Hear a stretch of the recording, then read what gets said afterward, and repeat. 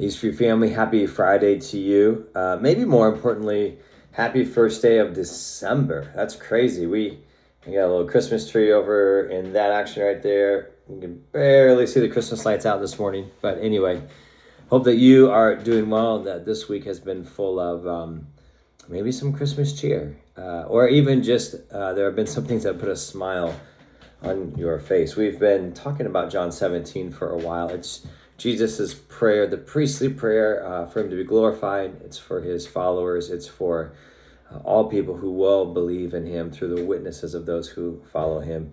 And we've come really to the end of this. It's a glorious moment. It's kind of a elevated peak because what we know happens right after this is that he's going to then go into the garden. He's going to pray. He's going to be betrayed. And off he goes to the cross to finish his mission. And we just see this beautiful language here. I'm looking at particularly the very last verse of John 17. It said, I made known to them your name, and I will continue to make it known, that the love with which you have loved me may also be in them, and I in them. There's still that unity talk from what we talked about on Tuesday, but it's all wrapped up. It's saturated in this idea of real love. The kind of love that the whole world is searching for and will never find outside of Jesus.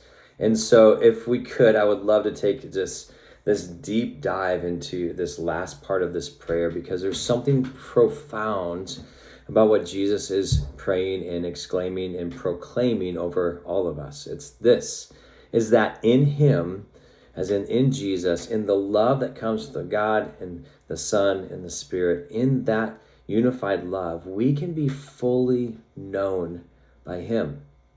Not in an exposed kind of way that's left us vulnerable and kind of out to dry, but in this saturated warmth of like, yes, there's vulnerability there, but there's extreme love and care like we have never experienced before. That's what it means. And that's what Jesus is praying here, that the love with which you have loved me, may that also be in them. Real love, the love that we are craving and that we are looking for.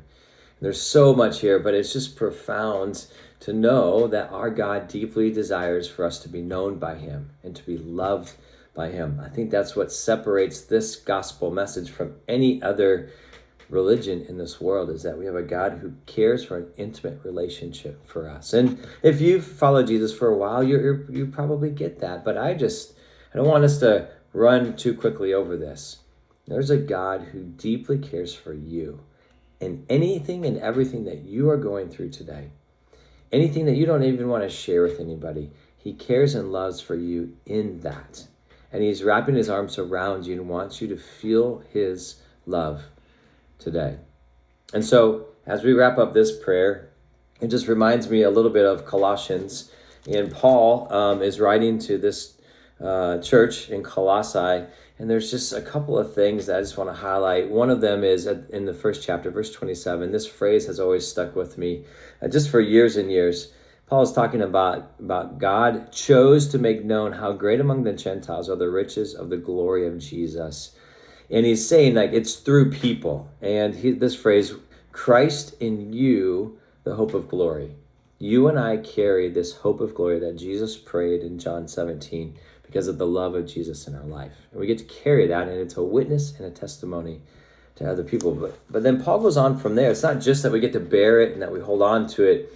The deeper dive here is that then we're called to continuously and steadfastly live in that and then pray that others may come to know that. So verse 2 of chapter 4, continue steadfastly in prayer, be devoted to prayer, and be watchful with it in thanksgiving. Paul's calling us to understand the all-encompassing, profound love of Jesus and then to live it out today with people around us.